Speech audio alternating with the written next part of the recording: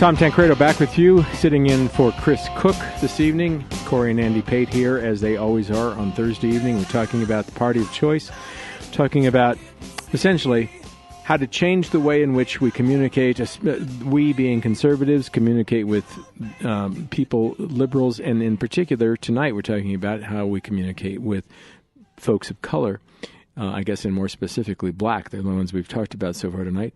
But and Andy has indicated that there is a way, there's a communications skill that we can use, that we can employ, that will begin to break down the barriers that have been there for not just hundreds of years, for millennia. Because I can't think of a society anywhere in the world at any time that completely eliminated the differences and allowed people to, and where people thought of themselves as just a group of people who were connected by the geographic location they were in and not by anything else, especially not by something like the color of their skin. And I see this happening even when conservatives attempt to explain, like I know I've done many times, and I go, hey, what do you mean I'm against Obama because he's black? I absolutely love Dr. Ben Carson. I'd vote for him in a heartbeat, and I go through all the black people that I would vote for, but they're not black enough for a lot of the folks that you're talking to. But you've got, Andy, you've got a couple of, things that you want to make sure people will at least think about in terms of the way they relate to black people. What we all What we always say in the Party of Choice is that wall that is up between you and the listener, if you want that wall to come down quickly, first target that area of that issue where they don't want to be controlled. Then you can bring your talking points. Real quick example, when I talk to people on abortion, I bring this one up a lot. I say, hey, look, let's say I'm talking to a young pro-choice female, and I'll say, hey, I'm pro-life, but I love the reason you're pro-choice. You don't want the government telling a woman what she can do with her own body. I agree. I want to control my own life, not yours. I just don't want one person's choice to take away another person's choice. So our only disagreement is on when there's another person in play. All right? Now, all I want to ask is, do I really sound like somebody who doesn't like women? Because you don't sound like somebody who doesn't like babies. Okay, at this point, their anger just went from a 10 to a 5 or a 2. Now, in the case of somebody who is a black liberal, all right, what's the wall there? Once again, don't agree with the wall. Agree with their reason for putting it up. And here's what I mean. The wall is 220 years of white men presidents. Mm-hmm. They feel controlled by that. They feel, and so what I do is I don't dodge that. I throw it out there and agree with them. All right? I say, hey, I don't blame you for your loyalties. We had 220 years of all white presidents. That's quota voting. Were all those guys the best choices? No. Okay? But now for the last 8 years, we've done it the other way. Haven't we learned that quota voting either way isn't the way? Aren't we supposed to look at the content of one's character? And isn't the best way to find that by listening to one another?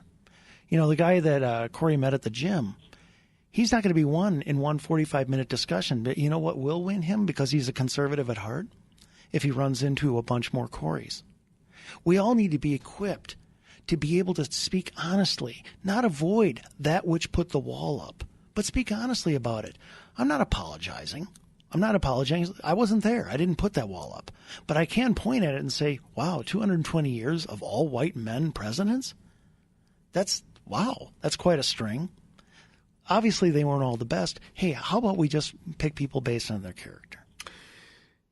Andy, you have just gone through an intellectual exercise that requires a certain degree of competence in order to accomplish. Frankly, I mean, to think about the way in which the phrases that you use are seen, to think about what you can say in order to reduce the angst that might be on the inside the person on the other side of the conversation. Sure. All of those things are, I mean, you sat there and thought about these things for a long time.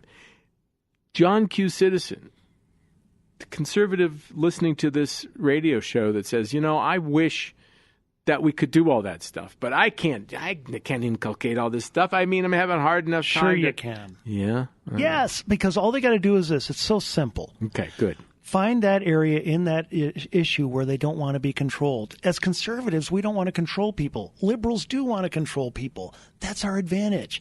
People don't want to be controlled. So just think about the issue and think, what is it in that issue that makes them not want to be controlled and think that we're controlling them? Go ahead and talk about that. Open it up. And before you know it, the wall comes down, and then guess what they're going to listen to? All those neato talking points. I mean, another one is what if they say you can't relate to my situation because you're white? Yeah, you're white. You can't relate to my situation. You know what I say? Once again, I talk control and choice. Hey, I was born a white male. I have no control over that, but I do control who I serve. And I choose to serve everyone, regardless of how they were born. See what I mean? Okay, what I do is I say, I can't control this, but I can choose that. And suddenly I'm not the bad guy anymore. I can't control how I was born. What I can choose is who I serve, and that has nothing to do with whose life I've lived. The fact is, I like you. I want to serve you. I want to make your life better.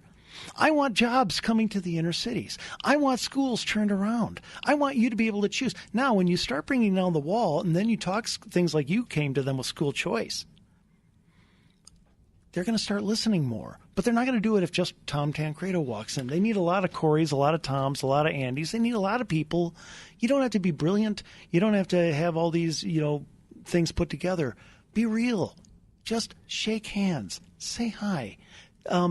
Let them know you're not against them. All right, what would you say to the person who is trying to strategize in how to get an issue passed?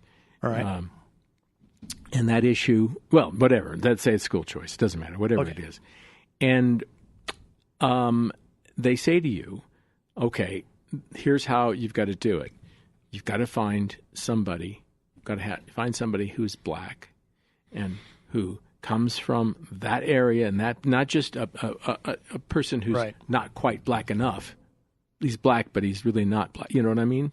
You have to find somebody who comes out of the ghetto, is trusted by them, has been on the streets with them, has been down for the fight, and that person has got to convey the message. You can't. You're white. It'll never happen, no matter how articulate you are, or how brilliantly you put it. No, it's not that it will never happen. It never happen. It will never happen immediately. They're right.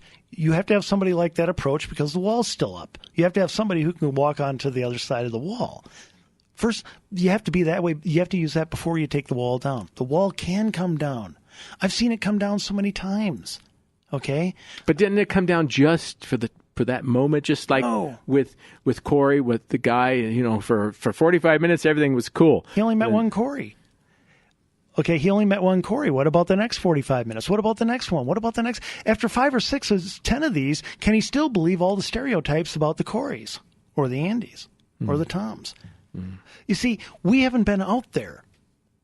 We stick to our I'm going to challenge you. No, you've been out there. I know that, but I'm saying there aren't enough of us. Well, we can certainly. There aren't enough of you guys. I'll tell you that right now, who can do what you've done and who have the heart for this. God bless you, man. I tell you, it is a wonderful thing to see and experience. Thanks for being on the show. Thank you. We'll see you, I guess, next Thursday, or at least Chris will. Chris will. Good. Tom Tancredo sitting in again for Chris and Cori and Andy Pate here with me. It's been great. Thanks for joining us. See you tomorrow.